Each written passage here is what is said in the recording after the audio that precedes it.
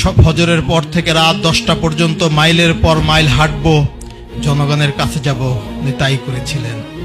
খুব বোকা ছেলে ছিলেন। উসমান হাদিকে গুলি করার 3 দিন আগে কাকরাইলে আমি গাড়ির শোরুমে গিয়েছিলাম।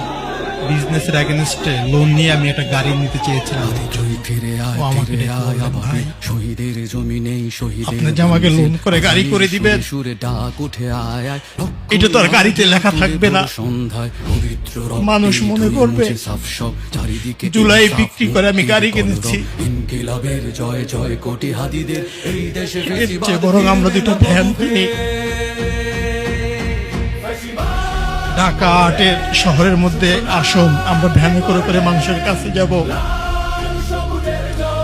ইনকিলাব মঞ্চ একটা ভ্যানও কিনেছিল, এখনো আছে, নাম দিয়েছিল শাহবাগ এক্সপ্রেস।